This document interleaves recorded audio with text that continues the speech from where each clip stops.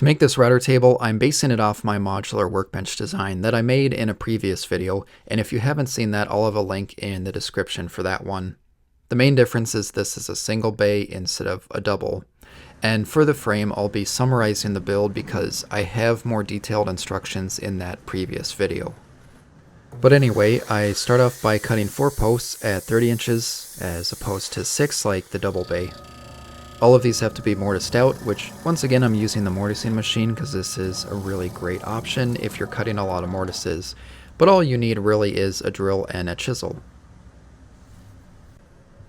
Next I cut out 4 side stretchers at 17 inches, and then I cut out 4 front and back stretchers at 24 inches. Now all of the stretchers need a 1-inch tenon cut. These are going to be a 1/2 inch thick when they're done. After that, you should have 4 of each part, 4 posts, and then the 4 24-inch stretchers with the tenons cut, and then same with the 17-inch. Moving on to assembly, everything gets glued together, so I'm gluing 2 posts and 17-inch stretchers in 2 different segments, and I'm using the 24-inch stretchers to connect those 2 segments. Next, I add adjustable feet, and I will have a link in the description for the kind I used here, but basically you drill a hole and you have a threaded insert that you add, and this is what the foot screws into.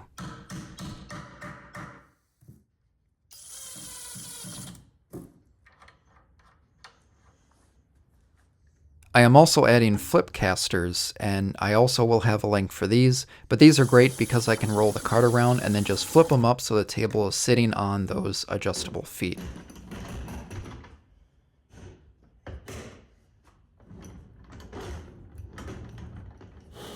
I'm adding a cabinet box to the bottom so I have space to store bits and to catch the dust.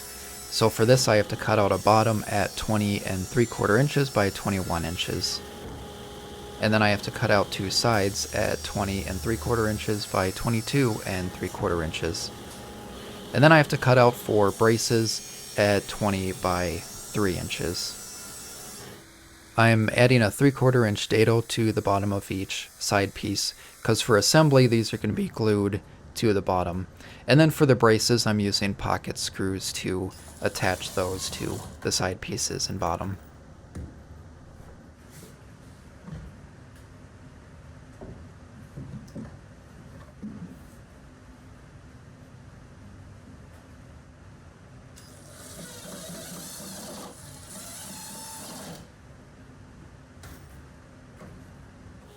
Moving on to the router tabletop, I'm making mine out of 3/4 inch plywood, and there's actually 2 layers to it. So I have to cut 2 pieces at 32 by 24 inches, and in this case 32 inches is the width. I then add a miter slot to one of these pieces, roughly 8 or 9 inches from the end, but this of course depends on the size of the top and the router insert. Now for the router insert, you have a choice. You have a lot of different options. You can just screw a router to a piece of plywood or buy one. I'm repurposing one from a Bosch router table that I'm replacing. Using a template for the router insert, I'm marking off where I need to cut a hole only in one of the pieces, the same one that I cut the miter slot. And I'm also marking off where the fence bolt slots will be. To cut out the router insert, I'm just drilling out some holes first, wide enough for a jigsaw blade so I can cut out the square with a jigsaw. It doesn't cut the straightest lines, but it's good enough for the insert. Next I do the same thing for the fence bolt slots. Now this would be a great use case for a router table to hog out that slot, or even using a router with a straight edge, but this also works just fine. I'm using a dado stack to hog out a little bit of material underneath the fence bolt slots so the bolts can slide freely without getting pinched.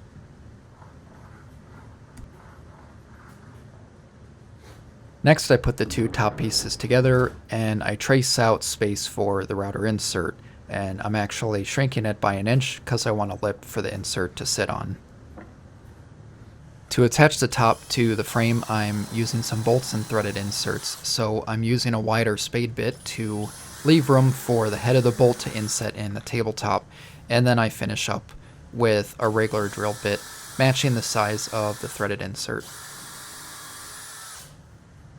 After that, I took the bottom of the top and I cut out the insert space there, just like I did before with drilling holes and the jigsaw. And then I went on to adding the threaded inserts in the frame legs.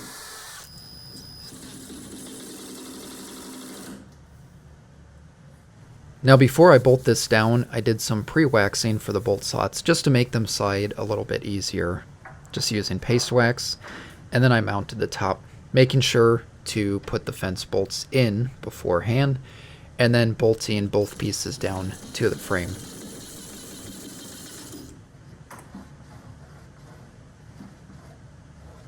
Here I'm adding some leveling bolts because I needed a way to make the router insert flush with the tabletop. So I'm adding some threaded inserts into each one of the holes that I drilled, and basically these are going to have a bolt that fits through that's going to be twisted to level it. And there's also a wing nut I have on the bolt that's on the bottom, and that'll lock the bolt in place so it doesn't change height while I'm using it.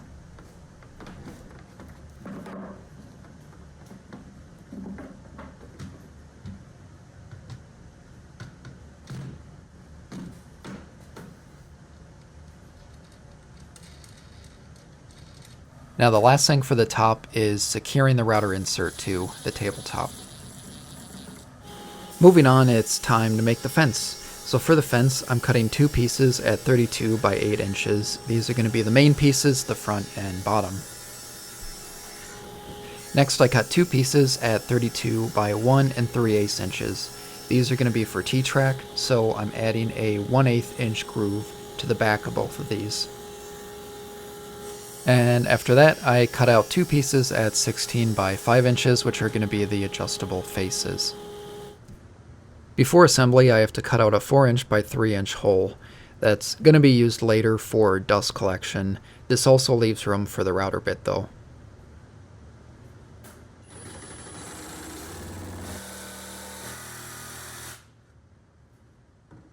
Here's a general idea for assembly. The two larger pieces fit together, leaving room for a router bit, and then the T-track pieces fit at the top of one of the large faces, and the adjustable faces fit underneath the T-track, so they can slide back and forth, opening up more space for a router bit.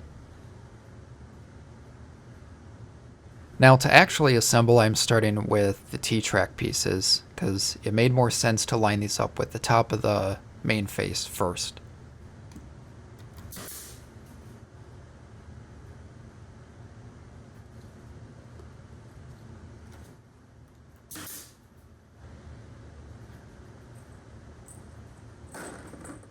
Now the adjustable faces need to slide back and forth, so I align them up first, just as far inward as I can, and then I'm hogging out some material so a bolt head can inset in the face. And then after that, I take a 1/4 inch drill bit and then I drill one hole straight through in the current location of the face. And then after that, I slide the face over as far as it's going to go, and then I follow up drilling holes again where the bolts are going to be. Then after that, I can use a jigsaw to cut the slots.